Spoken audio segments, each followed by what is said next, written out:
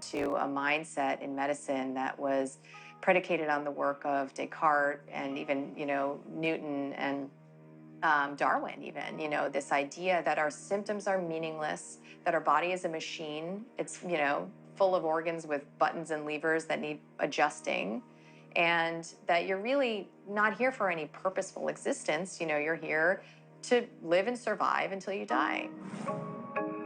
Medicine, being derived from Newtonian physics, looks at the body as a physical device, and that if there's anything wrong with it, it is a consequence of a problem in the mechanics of a physical machine. I say, well, this is really cool until 1925. In 1925, a new physics came in, quantum physics. What's the relevance of quantum physics? Well, it said that invisible energy realm that was out there that we did not count and even talk about in medicine because it's just a physical body. It turns out our perception of what is physical is an illusion. There's nothing physical at all. It's all energy. If you look inside any part of your body with a microscope, so let's say your hand, and you look inside your hand, you find cells. You look inside the cells, you get your DNA in the center of the cell. You look inside the DNA, you find atoms. You look inside the atoms, there's nothing there. Well, there's protons, neutrons, electrons. And what's amazing is inside an atom, there's 99.9999999999999% empty space. If a proton was an apple, size of an apple, the closest electron would be the size of a grain of salt, and it would be approximately 2 kilometers away. Now, that's how much space you would get. Simple pi r squared. The particles themselves, they actually emerge essentially out of what's called the quantum field. And ultimately, you can think of particles as just waves of energy, just literally vibrations of energy. And I think it shifts your mind from thinking that something is seemingly solid and permanent to perhaps something can change and something can be healed. Long, long time ago, the word spirit was what? Invisible moving forces that influence the physical realm. Quantum physics is taking us back to a time that said the invisible forces that we have been discounting in medicine turn out to be the primary forces that control everything. And I said, well, what do they include? Mind, consciousness, and this is why, if you want to come back to the supreme power over our biology, it's thought, the invisible energy from our mind that not only shapes our body, but shapes our relationship to the world in which we live.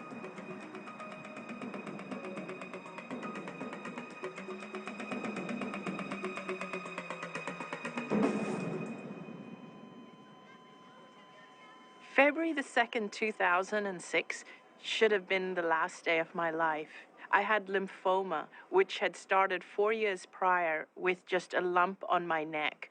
I had tumors, some of them the size of lemons, from the base of my skull, all around my neck, under my arms, into my chest, and all the way down to my abdomen.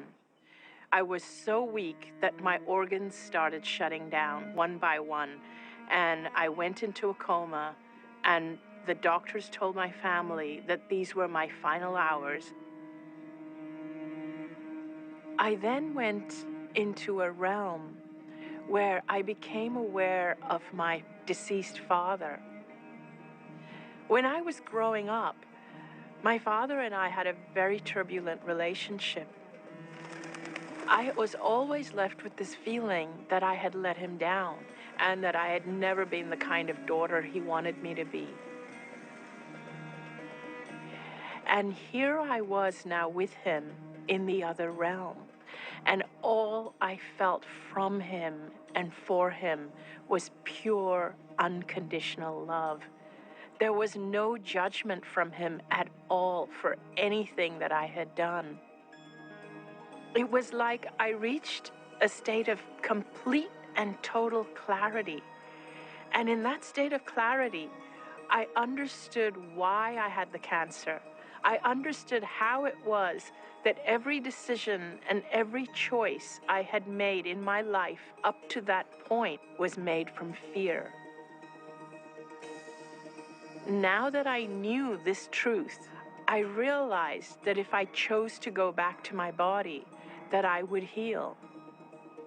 And it was in those moments that I felt myself coming out of the coma.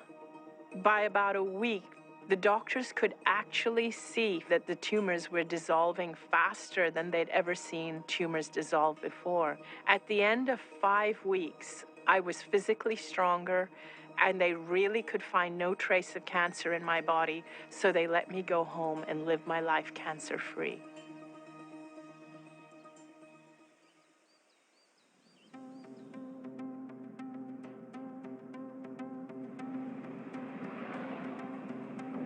Anita's story is the most powerful example of just what is possible with the human body. She is proof that no matter how far gone the body seems, it is possible for tissues to regenerate and function to restore. She had a dramatic shift in the way she looked at life, from one of fear to one of love. That's it. And her body responded and healed. But is she just some random miracle, or can we study what happens so that more people can make this shift? So I've been studying radical remissions for over 10 years now, and it started with a trip around the world to interview radical remission survivors from all different countries. And then since then, I've gone on to analyze over 1,500 of these cases, and I've conducted over 250 in-depth interviews. And these are people from all walks of life. So there have been radical remissions verified and reported for every single cancer type. People with pancreatic cancer, with stage 4 lung cancer, with a big brain tumor that's considered inoperable.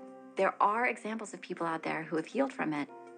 I've discovered over 75 different things that these people have done to try to get well. But not everybody uses all 75 of these factors.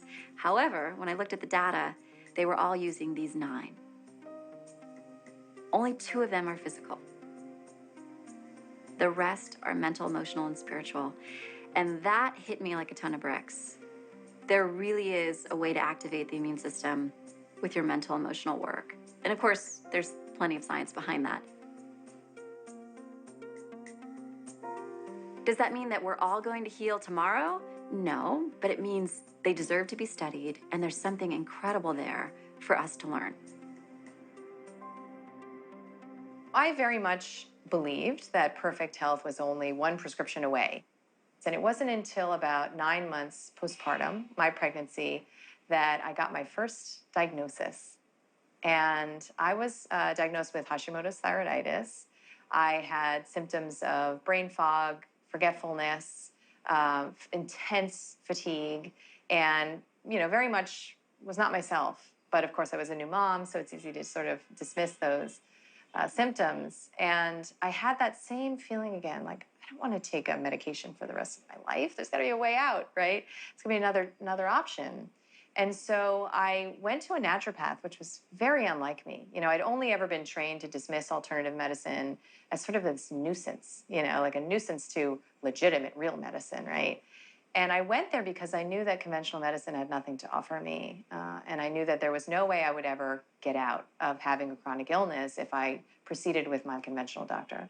So, of course, I put into remission in 6 months what should be a chronic, lifelong, disease. And I, experienced the raising of a lot of red flags, essentially, where I said, I never learned that nutrition has anything to do with health.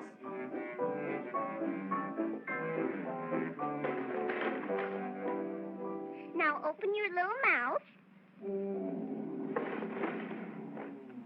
We have a sick care system where doctors and insurance companies are basically treating symptoms, but aren't really getting to root causes.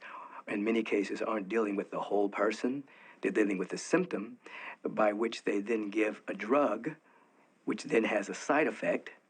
And so it keeps on spinning. More toxicity, more disease, more ill health.